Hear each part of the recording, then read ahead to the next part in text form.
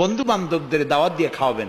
খাওয়া খাওয়াইতে কিন্তু মহব্বত বাড়ে, চক্ষু লজ্জার সৃষ্টি হয়। খালি অপরের পয়সা দিয়ে রিক্সায় চড়বেন, রিক্সায় দুইজন উঠলো, একজন নামে হেঁটে চলে গেল, একসাথে দুইজনে খাইলো, আর একজনে খেলাল করতে করতে বাইরে গেল, পয়সাও দিল। এই চালাকি এক সময় ধরা পড়ে যায়। এই জন্য মানুষকে বাড়িতে দাওয়াত দিয়ে খাওয়ানো, রাসূলুল্লাহ বলেন দাওয়াত দিয়ে খাওয়াও। তাহাদ্দু তাহাব্বু, হাদিয়া দাও, মহব্বত বাড়বে। কারো অসুখ হয়েছে, তার বাড়িতে একটু আঙ্গুর নিয়ে যাও, একটু কমলা নিয়ে যাও। তোমার শত্রু যদি হয়, চক্ষু লজ্জার সৃষ্টি হয়ে যাবে।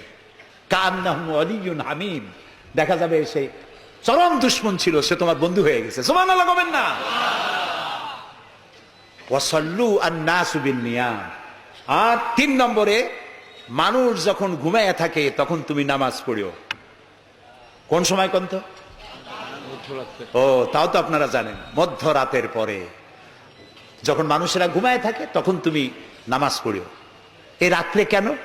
কারণ মানুষের কাছে সব থেকে বড় ভালোবাসার সত্তাকে বলেন আল্লাহ, তারপরে আল্লাহ রাসূল। এখন যাকে ভালোবাসি তার সাথে তো প্রেম করতে হবে। প্রেম কি নোটিশ দেওয়া হয়? SMS করে আজকাল হয়। কিন্তু ভালোবাসা বিজ্ঞাপন দিয়ে হয় না, মাইকিং করে হয় না। ভালোবাসা হয় কিসে কন্ত? প্রেম কিসে হয়? লজ্জা করে বলতে, করছেন তো এক সময়। গভীরে, রাতে, অন্ধকারে, একাকিত্বে ভালোবাসা হয়। তো মানুষের সবচাইতে প্রিয় হচ্ছেন আল্লাহ তাআলা, প্রিয়তম। এর থেকে প্রিয় আর মুসলমানদের জন্য কেউ হইতে পারে না। দিনের কোলাহল পূর্ণ অবস্থার ভেতর দিয়ে তুমি তার সঙ্গে আবেগময় কণ্ঠে কথা বলতে পারবা না, এটা আল্লাহ তাআলা জানেন। তাই আল্লাহ তাআলা বলেছেন ওয়াজআলনান নাহারা মাশা, দিন বানাইছি রোজগার করার জন্য, কাজ করো, বসে থাকবা না। ফাইজা কুদিয়াতিস সালাত ফান্তাশিরু ফিল আরদ, নামাজ পড়া হয়ে গেছে, মসজিদে বসে থাকতে পারবা না। অফিসার, জোহরের নামাজে রক্ত হয়েছে, অফিস বন্ধ করে নামাজ পড়ো, জোহর পড়ো, সুন্নত পড়ো। নফল পড়তে পারবা না জোহরের সময়, তসবিহ পড়তে পারবা না, কারণ এই তসবিহ পড়ে, নফল পড়ে সময় নষ্ট করে পূর্ণ বেতন নিলে বেতন হালাল হবে না। মেডিকেল নিয়ে সুস্থ মানুষ সেল্লা দিতে যাবা, পয়সা হারাম, নেক পয়সা হবে না, হালাল পয়সা কামাই দিতে হবে। সেল্লার নাম বললাম বলে তাবলিগী ভাইরা অসন্তুষ্ট হবেন না, একটা দৃষ্টান্ত দিলাম। আমি তাবলিগী ভাইদেরকে শ্রদ্ধা করি, সম্মান করি, তারাও দ্বীনের কাজ করছে।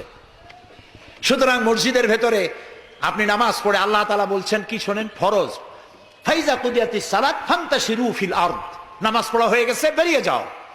কোথায় যাও? দুনিয়ায় যাও, হাটে যাও, বাজারে যাও, কলে যাও, কারখানায় যাও, আদালতে যাও, শিক্ষা প্রতিষ্ঠানে যাও, চাষ করতে যাও।